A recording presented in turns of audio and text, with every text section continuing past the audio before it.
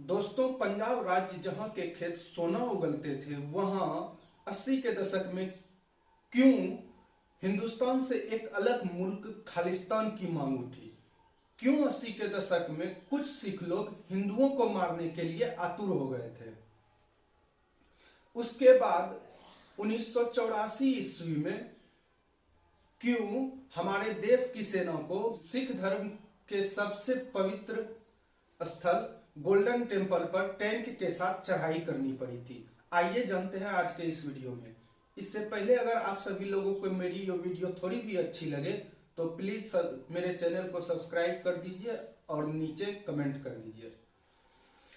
कहानी की शुरुआत होती है 1970 ईस्वी से, जब इंदिरा गांधी लोकसभा का आम चुनाव हार गई थी और पंजाब विधानसभा चुनाव भी इंदिरा गांधी हार गई थी।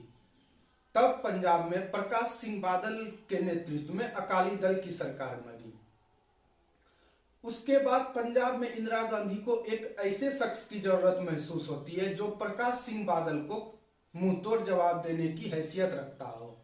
इस काम के लिए इंदिरा गांधी ने संजय गांधी और ज्ञानी जैल सिंह का चुनाव किया। संजय गांधी और ज्ञानी जैल सिंह का खोज आके समाप्त होता है जनरल सिंह भिंडरावाले पे।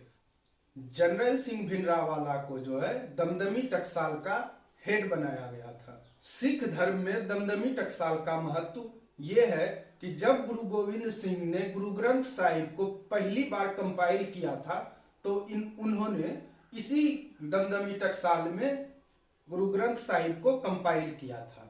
फिर 24 अप्रैल 1980 को बाबा गुरबचन सिंह, जो निरंकारी सिख के प्रमुख थे, उनकी गोली मारकर हत्या भिंडरावाले के लोगों ने कर दी।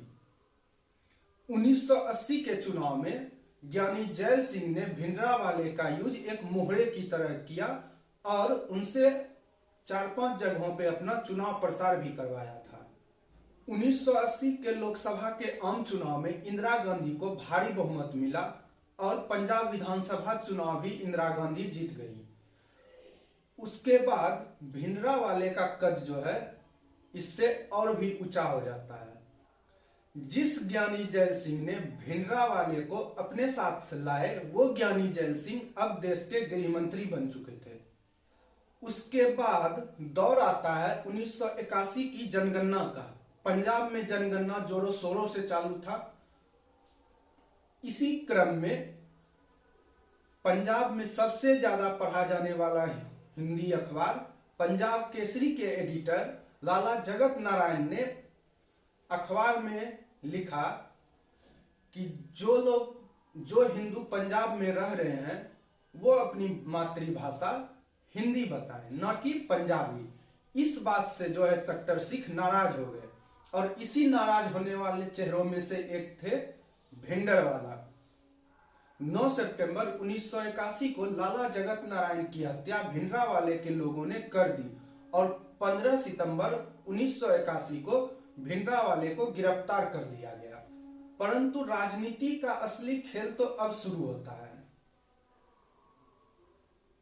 इंदिरा गांधी की जीवनी लिखने वाली पत्रकार पुपुल जयकर के अनुसार इंदिरा गांधी के एक इशारों में जनरल सिंह भिंडरावाले को सिर्फ जमानत पर रिहा कर दिया जाता है। इतना ही नहीं, ज्ञानी जैल सिंह जो उस समय गृह मंत्री थे, उन्होंने संसद भवन में यह बात बोल दिया कि भिंडरावाले के खिलाफ लाला जगत नारायण की मृत्यु में कोई सबूत नहीं मिले हैं।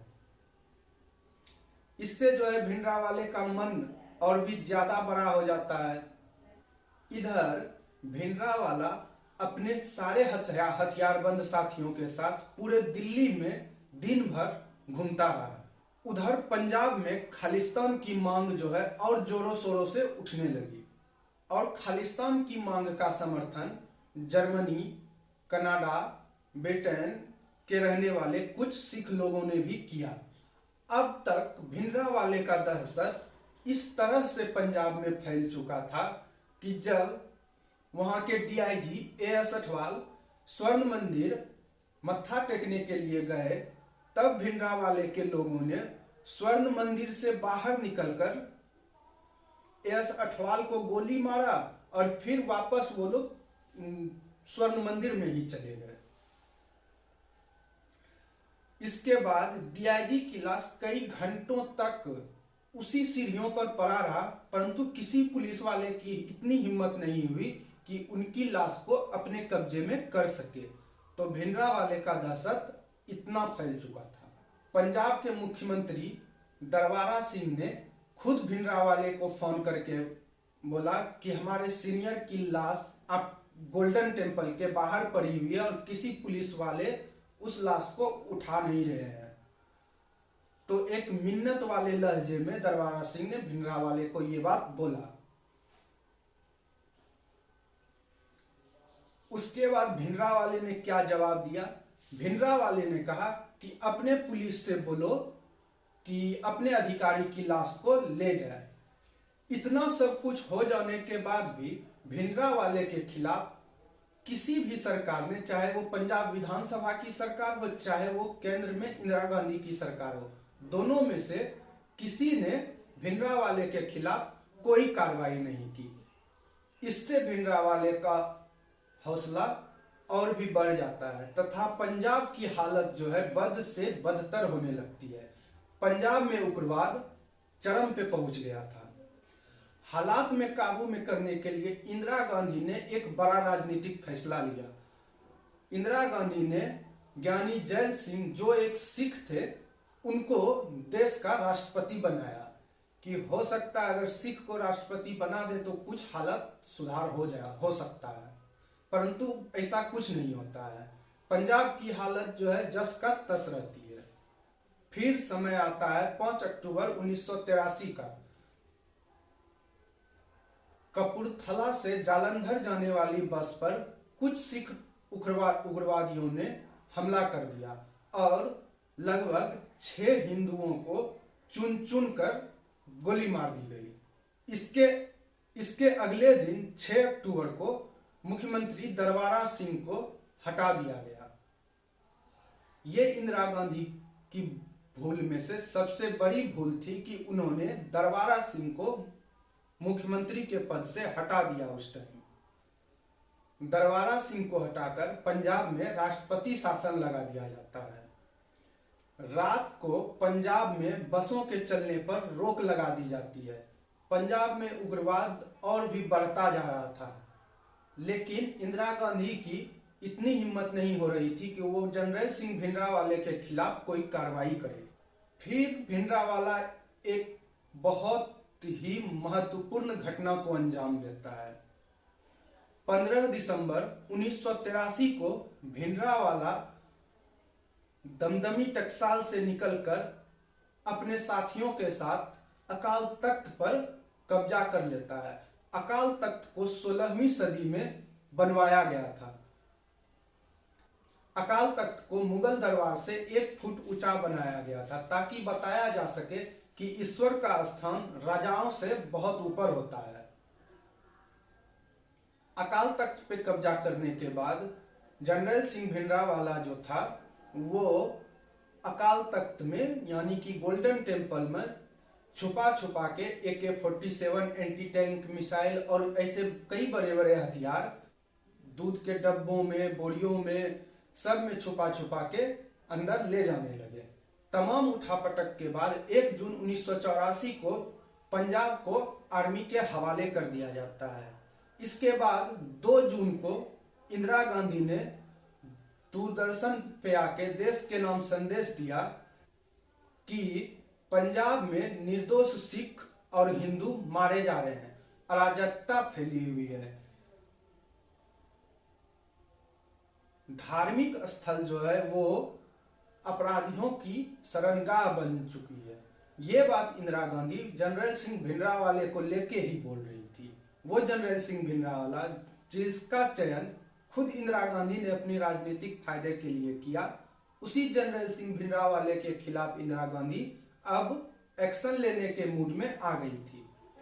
इधर इंदिरा गांधी देश के नाम संदेश दे रही थी और उधर अमृतसर की सारी फोन लाइनों को कट कर दिया गया था। जितने भी बड़े बड़े नेता थे उन लोगों के का फोन लाइन भी कट कर दिया गया था। पाकिस्तान से लगती सारी सीमा को सील कर दिया गया। इस दौरान भिंडरावाला अकाल तख्त में ही मौजूद रहा।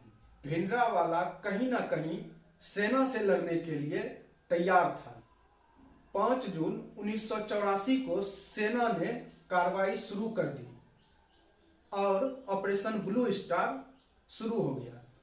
6 जून 1984 को जब सेना को ऑपरेशन में सफलता नहीं मिल रही थी, तब सेना के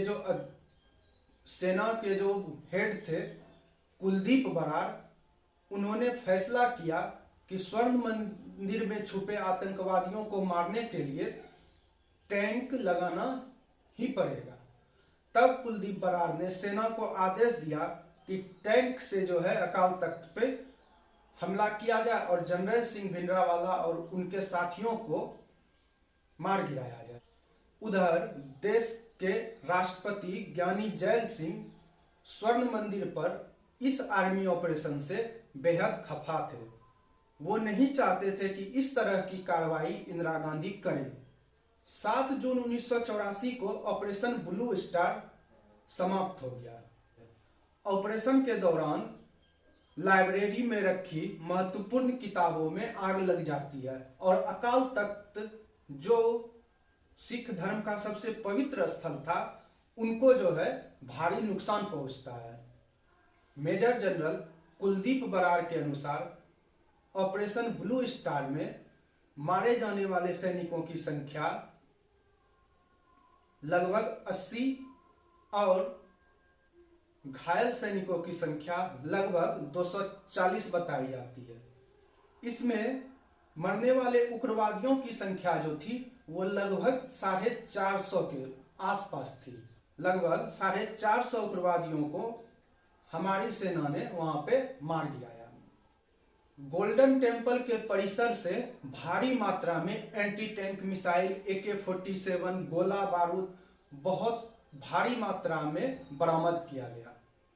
अकाल तख्त को दोबारा बनाने की पेशकश सरकार ने सिख धर्म के लोगों से किया, परंतु सिख धर्म के लोग इतने खफा हो गए थे सरकार से कि उन्होंने इसके लिए मना कर दिया। उन्होंने कहा कि हम अपने पैसे से ही अपने मंदिर का निर्माण करेंगे।